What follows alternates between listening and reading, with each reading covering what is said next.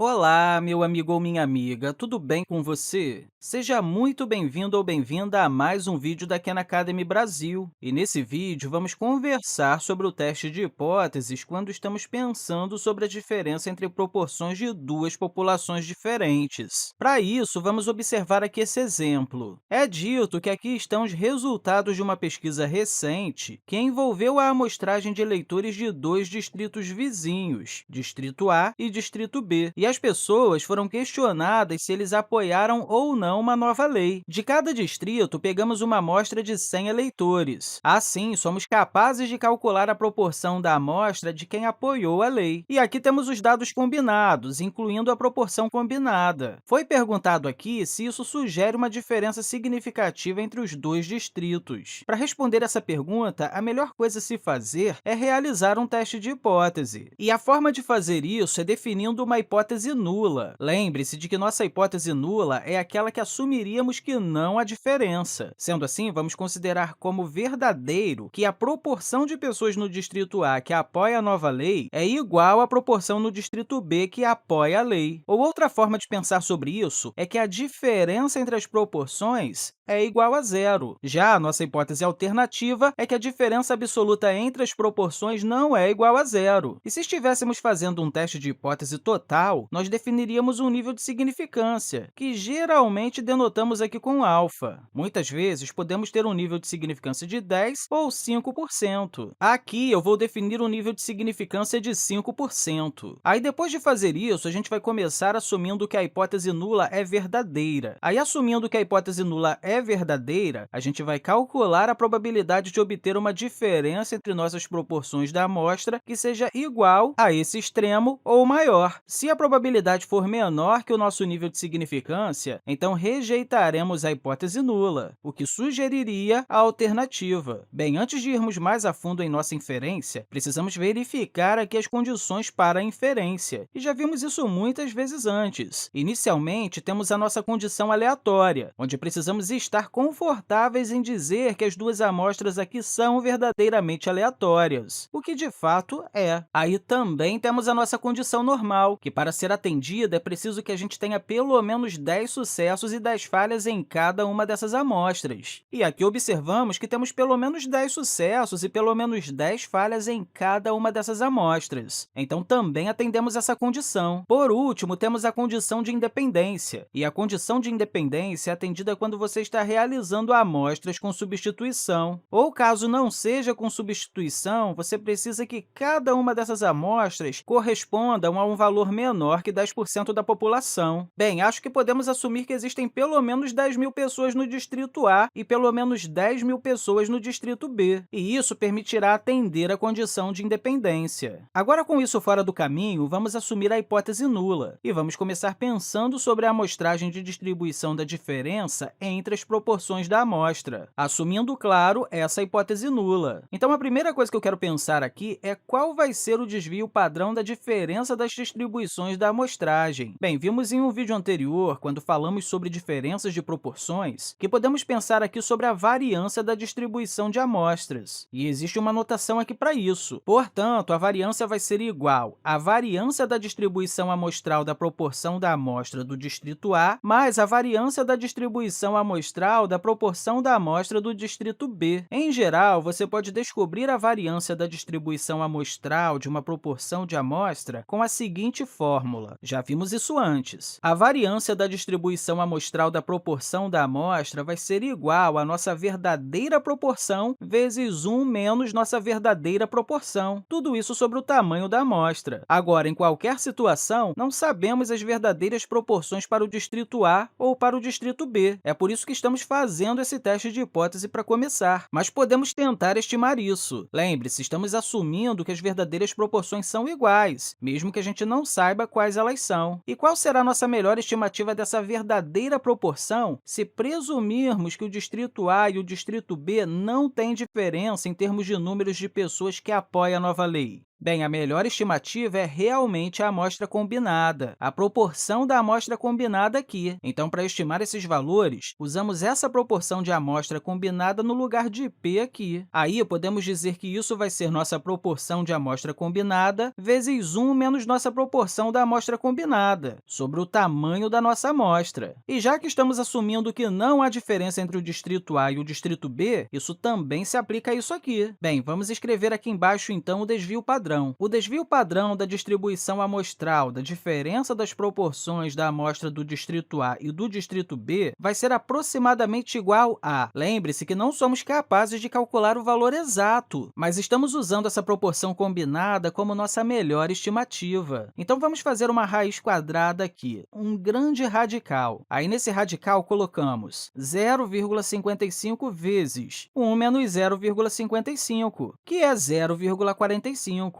Tudo isso sobre 100, mais 0,55 é a mesma coisa novamente, vezes 0,45. E lembre-se, é isso porque estamos assumindo que a hipótese nula é verdadeira. Tudo isso sobre o tamanho da amostra, que é 100. Agora, podemos pegar nossa calculadora aqui para realizar o cálculo. Assim, temos aqui a raiz quadrada de 0,55 vezes 0,45 dividido por 100. Agora, eu poderia adicionar tudo isso de novo dentro da raiz, mas eu posso simplesmente multiplicar isso aqui por 2. Aí, clicando em igual, temos um resultado aproximadamente igual a 0,07. Logo, isso vai ser aproximadamente igual a 0,07. Agora, usando isso, nós podemos calcular um z. Sendo assim, podemos pensar sobre qual é a probabilidade de obter um certo valor de z para esse extremo. E aí, com esse resultado, vamos calcular a probabilidade e comparar com o nosso nível de significância. O nosso z é igual à diferença entre as proporções, no caso, p chapéu A menos p chapéu B, sobre o nosso desvio padrão da distribuição de amostragem da diferença entre as proporções da amostra. Ou seja, vamos colocar isso aqui sobre 0,07. Agora, isso aqui vai ser igual a 0,58 menos 0,52, que é igual a 0,06 sobre 0,07. Podemos pegar nossa calculadora aqui para isso de novo. Assim, vamos pegar aqui o 0,06 e dividir por 0,07. Isso é aproximadamente igual a 0,86. Então, isso é aproximadamente 0,86. Qual é a probabilidade de obter algo tão extremo ou mais extremo? Bem, vamos visualizar isso aqui em um gráfico. Se essa aqui é a nossa distribuição de amostragem da diferença